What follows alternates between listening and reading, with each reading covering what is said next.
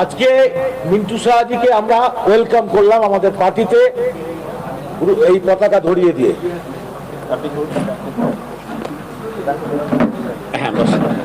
এবার আপনাদের জিজ্ঞাসা থাকলে বসুন।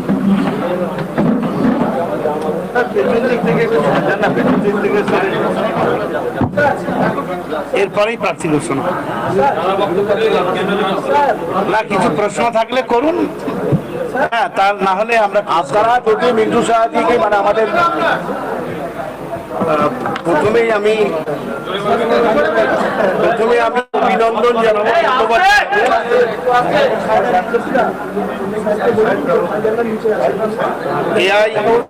আইএসএফ এর আমাদের বড় ভাইজান এবং ছোট ভাইজানকে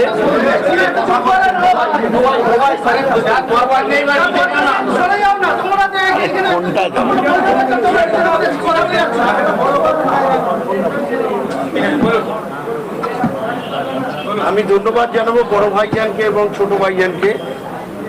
তাদের লড়াই, তাদের আন্দোলন, মানুষের প্রতি দায়বদ্ধতা, নিপীড়িত, লাঞ্ছিত, অপমানিত মানুষদের নিয়ে তার যে আন্দোলন সংগ্রাম, এসআইআর নিয়ে তার যা প্রতিবাদের কণ্ঠ, ওয়াকফ বিল নিয়ে যে আন্দোলন, সবটাই আমি আপ্লুত হয়ে অভিভূত হয়ে মানুষের প্রতি দায়বদ্ধতা যেভাবে আমি দেখেছি, লক্ষ্য করেছি, আমি অনুপ্রাণিত হয়ে আজকে আমি আইএসএফে জয়েন করলাম।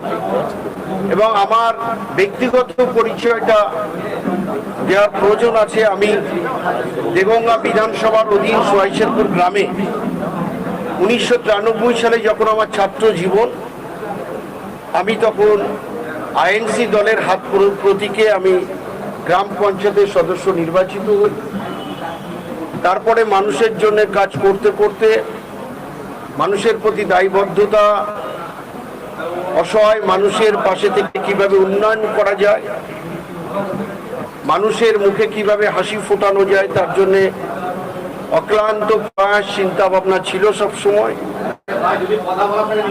আমি 1998 সালে জাতীয় কংগ্রেস থেকে ওই অঞ্চলে আমি প্রধান হই।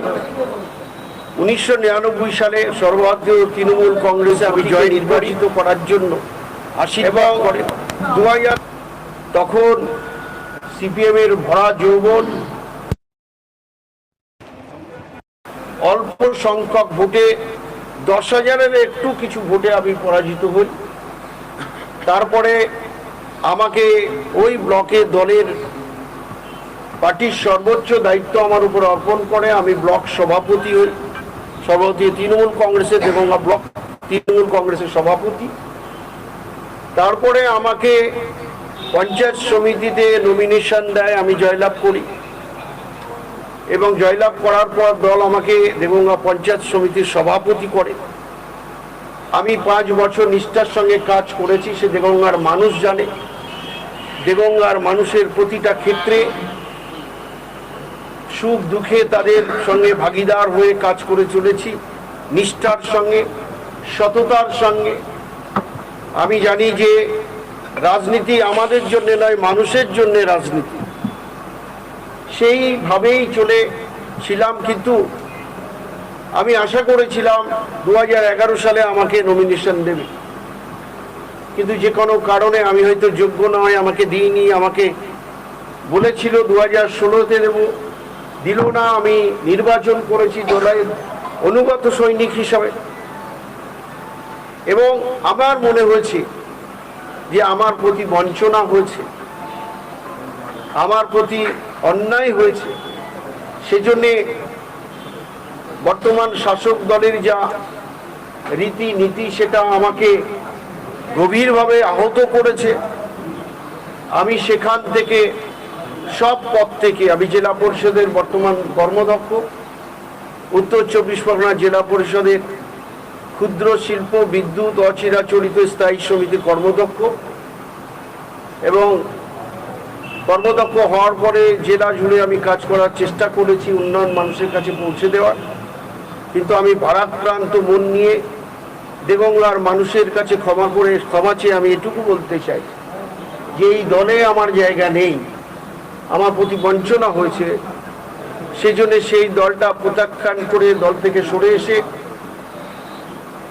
আমাদের ভাইজান, বড় ভাইজান এবং ছোট ভাইজানের কাজের নিরিখে মানুষের প্রতি তাদের যে দায়বদ্ধতা, এবং দলিত বলি, আদিবাসী বলি, সকল ধর্মের মানুষকে নিয়ে যেভাবে একটা প্রতিবাদের কণ্ঠ আকাশচুম্বী হয়ে উঠেছে, আমি পূর্ণ আস্থা রেখে, ভরসা রেখে, ভাইজানের প্রতি আস্থা ভরসা রেখে আমাদের পীরজাদা আব্বাস সিদ্দিকী সাহেব এবং পীরজাদা ছোট ভাই নওশাদ সিদ্দিকী সাহেব যেভাবে আমাকে নির্দেশ দেবে, যেভাবে আমার কাজ করার সুযোগ করে দেবে, আমি মনে প্রাণে তাদের সেই নির্দেশ অক্ষরে অক্ষরে পালন করে আমি আজ থেকেই আইএসএফ এর পতাকা নিয়ে আমি মানুষের কাছে যাব। আমাদের যে আন্দোলন, আমাদের যে চিন্তা ভাবনা, বাংলার মানুষের প্রতি যে দায়বদ্ধতা, একের পর এক যেভাবে মানুষকে বঞ্চিত করা হচ্ছে, এসআইআর নিয়ে যে তালবাহানা এবং ওয়াকফ বিল নিয়ে যেভাবে আমাদেরকে, আমাদের মসজিদ, আমাদের যে বিরত্ব সম্পত্তি বা ওয়াকফ সম্পত্তি যেভাবে কণ্ঠগত করা চেষ্টা হচ্ছে, তার প্রতিবাদ যেভাবে নওশাদ সিদ্দিকী সাহেব এবং আব্বাস সিদ্দিকী সাহেব করছেন, আমি তার প্রতি পূর্ণ আস্থা রেখে দেগঙ্গার মানুষের উপরে যে বঞ্চনা হয়েছে সেই সত্য প্রতিষ্ঠাতা করার জন্য এবং দেগঙ্গার মানুষের, আপামর মানুষের কাছে তাদের সঙ্গে নিয়ে, সাথে নিয়ে আগামী দিনের পথ চলা আমি শুরু করলাম। এবং নিশ্চিতভাবে আমরা বলতে পারি, ভাঙড়ে যেমন নওশাদ সিদ্দিকী সাহেব জয়লাভ করেছে, দ্বিতীয় ভাঙড় হবে দেগঙ্গা। মানুষের উপর আস্থা রেখে বলছি, সেই 1993 সাল থেকে দেগঙ্গার মানুষের সঙ্গে চলাফেরা করে যেটুকু আমার রাজনৈতিক অভিজ্ঞতা হয়েছে, আমি পঞ্চায়েত নির্বাচন, বিধানসভা নির্বাচন, লোকসভা নির্বাচন, আমি দেগঙ্গার দায়িত্ব নিয়ে সকলকে সঙ্গে নিয়ে যেভাবে করেছি, মানুষের কণ্ঠস্বর আমার কানে ধ্বনিত হয়েছে, তাদের চিন্তা ভাবনা কি আমি বুঝতে পেরেছি, দেগঙ্গার সাউন্ড কি আমি জানতে পেরেছি।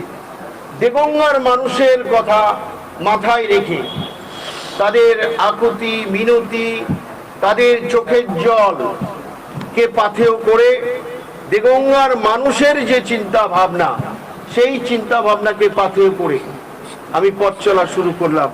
নিশ্চিতভাবে আমরা দেগঙ্গায় ভালো ফল করতে চেয়েছি। শুধু দেগঙ্গা বিধানসভা নয়, আগামী দিনে পঞ্চায়েত বলি, পঞ্চায়েত সমিতি বলি, জেলা পরিষদ বলি, মানুষের যা চিন্তা ভাবনা আমরা আইএসএফ কে উপহার দেব, এই বিশ্বাস দেগঙ্গার মানুষের, এই ভরসা দেগঙ্গার আপামর মানুষের কাছে আছে। আমাদের যুবক থেকে, একেবারে যুবক যুবতী থেকে এবং প্রবীণ মানুষের কাছে দোয়া নিয়ে আজকে আমি এখানে এসেছি। আমরা ফুরফুরা সিলসিলার মানুষ, দাদা হুজুর পীর কেবলার পথ অনুসরণ করে চলি এবং ভাইজান, ছোট ভাইজান, বড় ভাইজানের যে নীতি আদর্শ, যে সততার প্রতীক, আমি এটুকু আজ থেকে বলতে পারি অব্যাহতি নিয়ে যে আমি যেভাবে এতদিন চলেছি, এটাই আমি মনে করেছি সঠিক পথ, যে সততার পথ, যে সততা নিয়ে আমি এতদিন মানুষের কাজ করেছি। দেগঙ্গার প্রতিটা মানুষ জানে যে মিন্টু শাহজি বা মফিদুল হক শাহজির কাছে গেলে কখনো শূন্য হাতে ফিরে আসে না।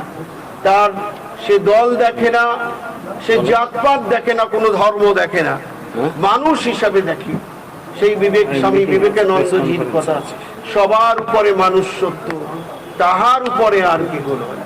সেই জন্য সেই দেগঙ্গার মানুষের কথা ভেবে তাদেরকে যেভাবে কণ্ঠ রোধ করা হচ্ছে, তাদেরকে সেখান থেকে অব্যাহতি দিয়ে একেবারে দেগঙ্গার শান্তি যাতে বিরাজমান হয়, দেগঙ্গার যে উৎপাত শুরু হয়েছে, মানুষকে যেভাবে আঘাত করা হচ্ছে দিনের পর দিন, যেভাবে অত্যাচার নেমে এসছে সেখান থেকে অব্যাহতি দেওয়ার একমাত্র পথ আমি দেখেছি আইএসএফ এবং বড় ভাইজান এবং ছোট ভাইজান। আমি আজকে দলে জয়েন করলাম। দেগঙ্গার মানুষের কাছে আমি করজোড়ে একটা কথাই অ্যাপিল করব, অনুরোধ করব, আপনাদের সঙ্গে আমি ছিলাম, আমি আছি।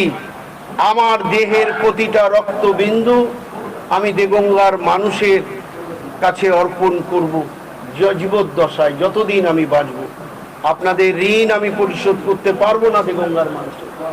আপনারা আমাকে অনেক সম্মান দিয়েছেন, অনেক ভালো জায়গায় দিয়েছেন, কিন্তু আমি দেগঙ্গার মানুষের কাছে বলবো আপনাদেরই কথা মতো আমি যে পথে চলেছি নিশ্চিতভাবে আপনারা আমার সঙ্গে থাকবেন। আমরা নিশ্চিতভাবে আমরা লক্ষ্য মাত্রায় আমরা পৌঁছে যাব।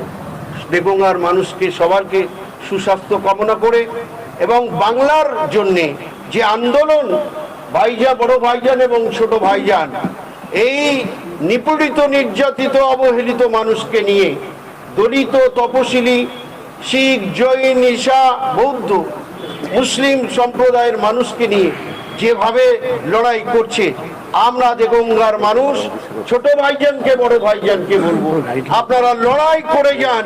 দেগঙ্গার মানুষ আপনাদের সঙ্গে আছে।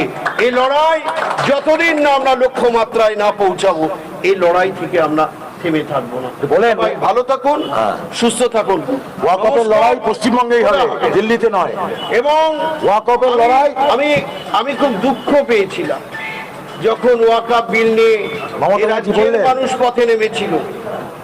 অনেক মানুষের কথা মতো তারা পথে নেমেছিল, কিন্তু যেদিন আমাদের বাংলার মুখ্যমন্ত্রী যেদিন বললেন ওয়াকফ বিল পাস করিয়েছে দিল্লি, অর্থাৎ দিল্লি গিয়ে আন্দোলন করুন, বাংলায় যদি ওয়াকফ বিল নিয়ে আন্দোলন করেন আমার চেয়ে খারাপ কেউ হবে না, সেদিন আমি খুব আহত হয়েছিলাম, আমি খুব দুঃখ পেয়েছিলাম।